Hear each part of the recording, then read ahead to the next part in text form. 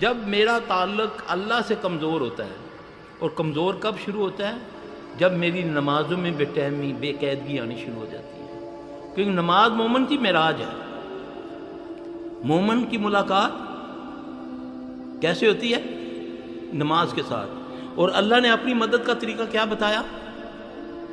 کوئی چلا کلا نہیں بتایا۔ اللہ نے فرمایا یا ایھا الذین آمنوا استعینوا بالصبر والصلاۃ، اے ایمان والو مجھ سے مدد چاہتے ہو، ذلیل و عزت چاہتے ہو، بے اولاد و اولاد چاہتے ہو، بیمار و شفا چاہتے ہو، مقروض ہو بندوبست کر دوں میں، تو تیرا کام کیا ہے؟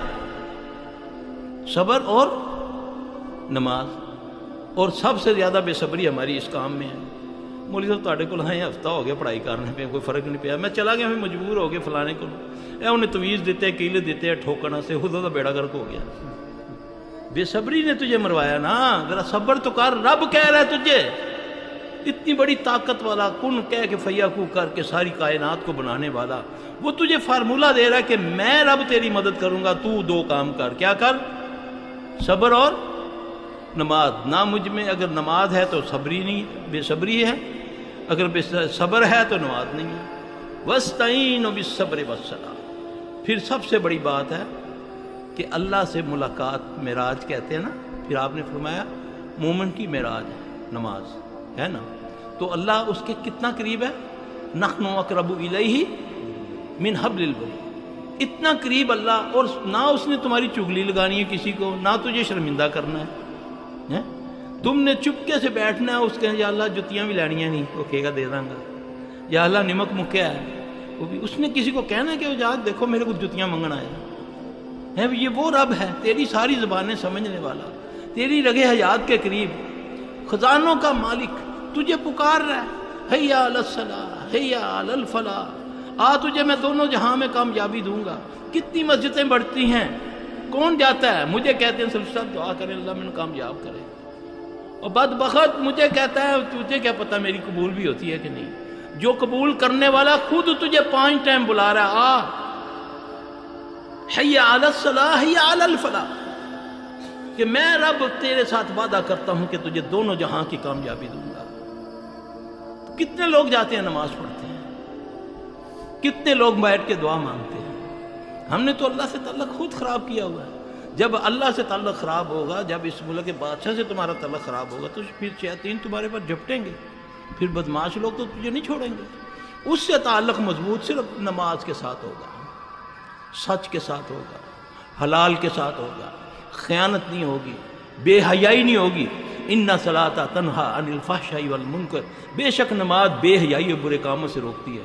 40 سال سے نماز بھی پڑھوں، 50 سال سے، پھر چگلیاں بھی کروں، حسد بھی کروں، فلمیں بھی دیکھوں، بیٹی کے ساتھ بیٹھ کر، بیوی کے ساتھ، نانی کے ساتھ، دادی بیٹھی ہوئی ہے، میں سارے کاموں سے فارغ ہو کر ڈرامے بھی دیکھ رہا ہوں، فلمیں بھی دیکھ رہا ہوں، گھر میں ساتھ بھی چل رہا ہے، تو بتاؤ تیرا قرآن صحیح ہے یا تو غلط ہے؟ تیرا رب کہہ رہا ہے ان الصلاۃ تنہی عن الفحشاء والمنکر۔ اپنے اعمال کو دیکھو، قرآن غلط نہیں ہے، بسم اللہ پڑھتے ہو، اللہ کے نبی نے فرمایا یہ پیچھے ہٹ جاتا ہے۔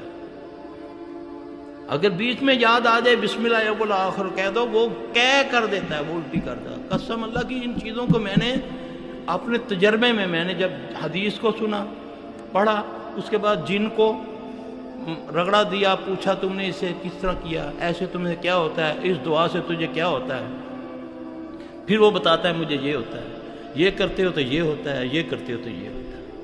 اللہ کے نبی صلی اللہ علیہ وسلم نے کوئی فضول باتیں آپ کو بتائیں گے؟ ٹوائلٹ میں جانے کی دعا ہے، آپ نے فرمایا جب تک آدمی خاموش رہتا ہے شیاطین کے درمیان اس کا پردہ رہتا ہے، جب وہ بولے گا تو پھر وہ پردہ ہٹ جاتا ہے، پھر وہ تمہارے جسم کے ساتھ کھیلتا ہے۔ آج فون ہے، ہیلو میں لیٹرین چ بیٹھا ہوں، فون پہ ٹوائلٹ کے اندر باتیں ہو رہی ہیں، کپڑے اترے ہوئے ہیں، باتیں ہو رہی ہیں، بیوی سے باتیں ہو رہی ہیں، بیوی اندر سے وعدے دے رہی ہے ہانڈی کا چولہا بند کر دینا ذرا لگ نہ جاوے ہانڈی۔ یہ کیا ہے؟ یہ ساری باتیں اللہ کے نبی بتا کر گئے ہیں کہ مت بولو، دعا پڑھو، باہر کھڑے ہو کے دعا پڑھو، اللہم انی اعوذ بک من الخبث والخبائث۔ یہ کیا ہے؟ مذاق ہے؟ کہ اللہ میں تیری پناہ میں آیا ان پلیت جنوں اور جننیوں سے. اس کا مطلب پاک بھی جن ہوتے ہیں. خاص کر کے کہا پلیت جن اور جننیوں سے. گھر سے نکلنے کی دعا کوئی ایسی دعا نہیں جس سے تمہارا جو اقرین ہے, جو تمہارا جو ہمذات ہے, وہ تم سے علیحدہ ہو جائے.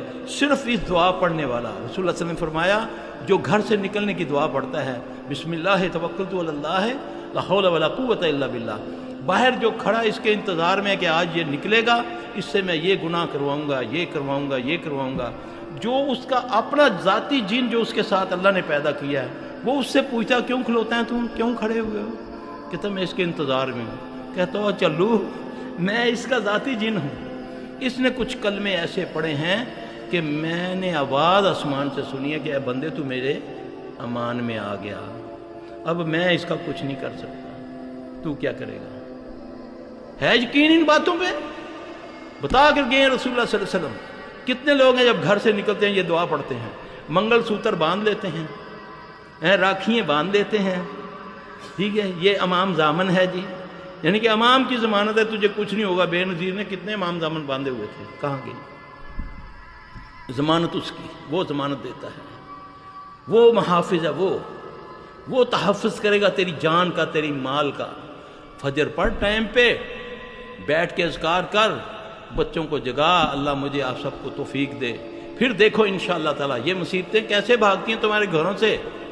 آج ادھر ادھر بھٹکتے پھرتے ہو, سفر کرتے ہو, لمبے لمبے فلاں جگہ جاؤ جی, یہ کرو جی, وہ کرو جی, اور تیرے گھر میں تو اللہ کے قریب نہیں, اللہ تیرے قریب ہے. کتنا قریب ہے؟ اتنا تو تیری امی بھی قریب نہیں ہے, تو بھی نہیں اپنے قریب, وہ تیری رگ حیات کے قریب ہے. جب تم مجھ سے دعائیں مانگتے ہو اذا سألک عبادی انی فانی قریب اجیب دعوت الداع اذا دعان, جب تم دعائیں مانگتے ہو میں تمہاری دعاؤں کو قبول کرتا ہوں. اس اللہ کو چھوڑا ہوا ہے. اللہ سے رابطے کے لیے صرف اور صرف نماز. آزما کر دیکھو, کبھی ایک دم کو خبر ملتی ہے کوئی کسی قسم کی, اسی وقت گھر والوں کو بولو اٹھو وضو کرو, 2 نفل پڑھو. گھر میں 2 نفل پڑھو, مسجد کی نسبت گھر میں نفل زیادہ افضل ہے. پھر اس کے بعد سب دعا مانگو.